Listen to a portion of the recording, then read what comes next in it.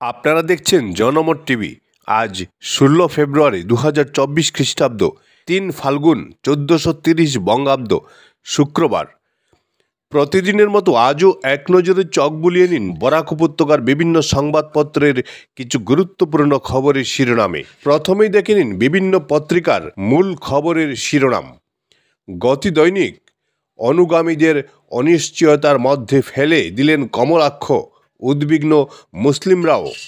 বার্তালিপি মোদী সরকারের নির্বাচনী বন্ড বাতিল সুপ্রিম কোর্টে। নববার্তা প্রসঙ্গ আমলাতন্ত্রই সরকারি ব্যবস্থা স্বচ্ছ করতে পারে হিমন্ত। এক নজরে দেখে নিন আজকের গতি দৈনিকের কিছু গুরুত্বপূর্ণ খবরের শিরোনাম। ন্যায়যাত্রা কংগ্রেসকে বেশি ক্ষতিগ্রস্ত করেছে কমলাক্ষ। অয়েল ইন্ডিয়ায় গ্যাস নিয়ন্ত্রণে একজনের মৃত্যু, আহত 4। কমলাক্ষ সিদ্দিককে উপনির্বাচনে জয়ী হওয়ার চ্যালেঞ্জ শামস উদ্দিনের। বিশ্বাসঘাতকতা করব না ঘোষণা জেলা কংগ্রেস সভাপতি রজত চক্রবর্তীর। বিধায়ক কমলাক্ষ মির্জাফর রাহুমুক্ত হয়েছে কংগ্রেস, অভিজিৎ। অপেক্ষার অবসান, সরফরাজের হাতে টেস্ট ক্যাপ, বাবার চোখে জল, আবেগিক স্ত্রীও।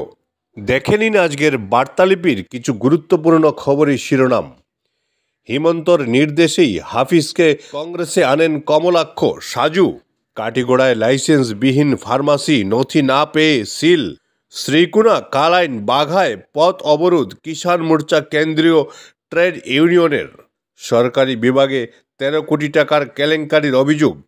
শাহজাহানকে টার্গেট করে সন্দেশখালিতে ঢুকছে ইডি, বিস্ফোরক অভিযোগ মমতার। প্রধানমন্ত্রী হচ্ছেন আইয়ুব খান, নওয়াজকে টেক্কা দিয়ে প্রার্থী নির্বাচন ইমরানের।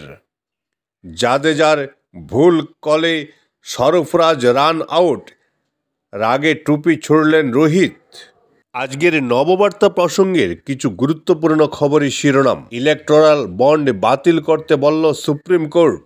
রাশিয়ার মহাকাশ ভিত্তিক পরমাণু অস্ত্র তৈরির খবরে উদ্বিগ্ন যুক্তরাষ্ট্র।